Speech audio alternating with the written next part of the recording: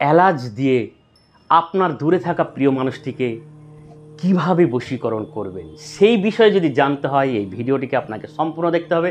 ভিডিওতে আমি যেমন যা বলেছি ঠিক তেমনভাবে যদি ঘরে বসে করতে পারেন,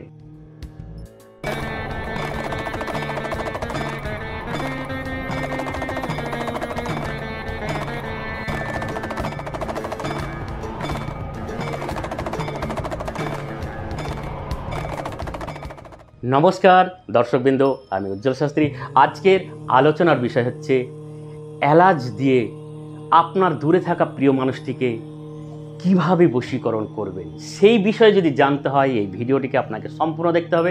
ভিডিওতে আমি যেমন যা বলেছি ঠিক তেমনভাবে যদি ঘরে বসে করতে পারেন, নিজে হাতে নিজের প্রিয় মানুষটিকে নিজেই বশীকরণ করতে পারবেন।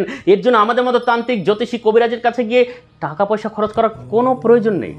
সমস্যা আছে, সমাধানের রাস্তা আছে। এর জন্য এই ভিডিওটিকে সম্পূর্ণ দেখতে হবে।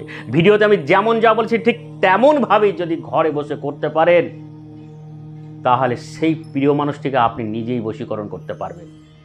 যখন আপনার প্রিয় মানুষটি দীর্ঘদিন ধরে ভালোবেসে আপনাকে ঠকিয়ে অন্যের প্রেমে মত্ত হয়ে যাচ্ছে, অন্যকে নিয়ে চলছে বা অন্য জায়গায় বিবাহের যোগাযোগ চলছে, আর আপনি হতাশাগ্রস্ত হয়ে বিভিন্ন জায়গায় গিয়ে চেষ্টা করছেন কি করলে কিভাবে সেই প্রিয় মানুষটিকে আপনার বশীভূত করবেন, সে তাকে ছেড়ে আপনার কাছে আসবে।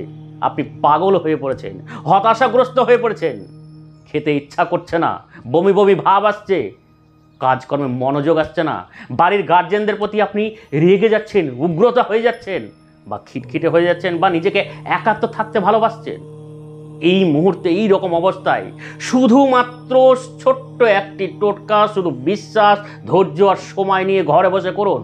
দেখুন আপনার সে প্রিয় মানুষটিকে পাগলের মতো ভালোবাসায় মত্ত করে বশীভূত করতে পারবেন। এইরকমই একটি ক্রিয়া, যে ক্রিয়ার মাধ্যমে আপনি সেই মানুষটিকে যেমন যা চাইবেন সেইভাবেই বশীকরণ করতে পারবেন। শুধুমাত্র দুটো বড় এলাচ নেবেন। দুটো বড় এলাচ কিনতে পাওয়া যায়, দেখবেন একটু কালো কালো ভাবে বড় এলাচ।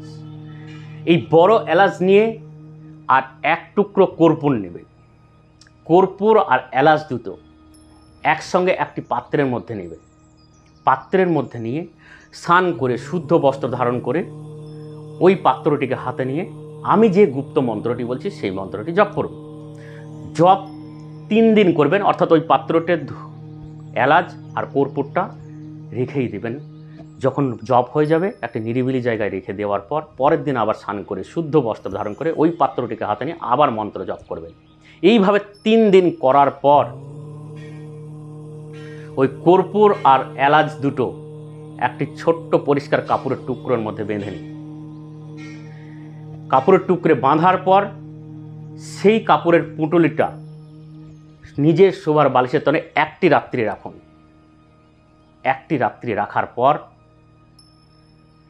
আপনার বাড়ি থেকে বেরিয়ে গিয়ে যেখানে অশ্বত্থ গাছ দেখতে পাবেন সেই অশ্বত্থ গাছের গোড়ায় পুঁতে দিন। বেশ, এইটুকুই আপনার কাজ। পুঁতে দিয়ে আপনি বাড়ি চলে আসুন। তারপর দেখুন যার নাম করে পুঁতে দিয়ে আসলেন, যার নাম করে এতদিন ধরে মন্ত্রটি জপ করলেন, সে পাগলের মতো আপনাকে খুঁজে বেড়াবে, আপনার প্রেমে পাগলপানা হয়ে যাবে। আপনি যেমন যা চাইবেন তেমনটাই করতে বাধ্য হবে। এইরকম বশীকরণ করতেই মন্ত্রটি জপ করুন। ওম হ্রিম রক্ত চামুণ্ডে তরু তরু অমুকী আকর্ষণ সাহা।